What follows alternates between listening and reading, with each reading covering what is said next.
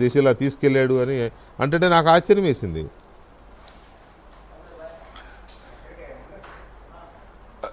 వెంకటకృష్ణ గారు ఒకటి this whole ఇది మళ్ళీ రీసౌండ్ దిస్ హోల్ థింగ్ ఒక్క విషయం మీరు గుర్తుపెట్టుకోవాలి ఏంటంటే ఈ మనం అందరం సిబిఐ ఛార్జ్ షీట్లు చాలా చూస్తున్నాం.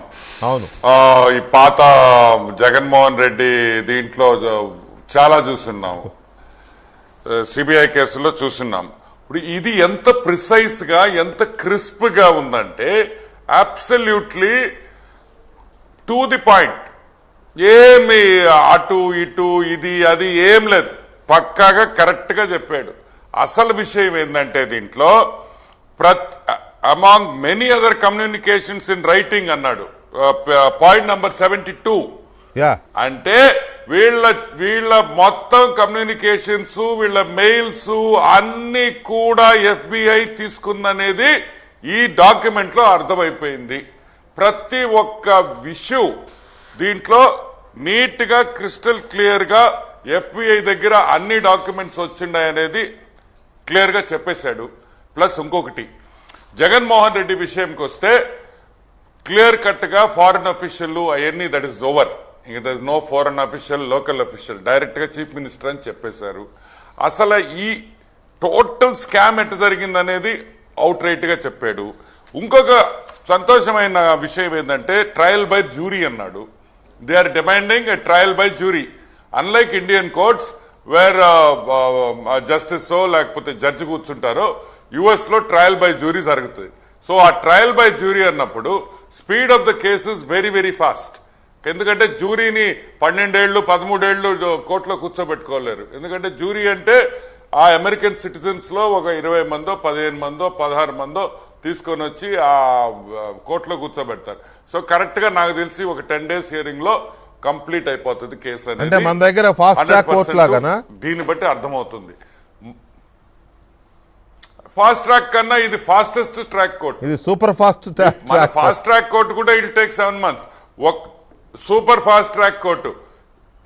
సో ఇక్కడ ఏంటంటే ఇది 100% ఇక్కడ వీళ్ళు ఒకసారి FBI గాని వాళ్ళు ఒకసారి ఇన్ని డాక్యుమెంట్స్ లేకుండా వాళ్ళు ఫైల్ చేయరు. చేసిన తర్వాత వాళ్ళ ట్రాక్ రికార్డ్ అన్లైక్ ఇండియా, నేను ఇది బాధాకరంగా చెప్తున్నా, వాళ్ళ success rate super. Their success rate చాలా ఎక్కువ, అంటే కన్విక్షన్స్ ఎక్కువ. దే ఆర్ ఏబుల్ టు వాళ్ళు ఒక కేసు వేస్తే దాన్ని కన్విక్షన్ తెచ్చే పరిస్థితుల్లోనే వాళ్ళు వేస్తారు. కాబట్టి 100% జగన్మోహన్ రెడ్డి దీంట్లో ఇరుక్కుంటున్నాడు అనే విషయం మనం అందరం గుర్తుపెట్టుకోవాలి.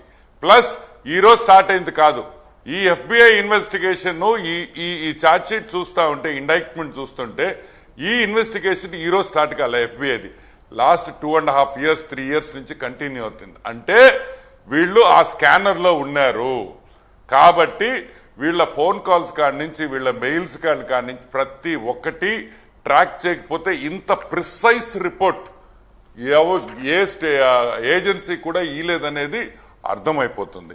ఇంకొకటి కూడా ఎంత క్లారిటీతో ఇచ్చున్నాడంటే, మామూలుగా మనం ఛార్జ్ షీట్ చూస్తే 600 పేజీలు 800 పేజీలు ఉంటుంది. నాట్ ఈవెన్ 60 pages, 60 పేజీల్లో మొత్తం చరిత్ర రాసేసాడు పారేశాడు.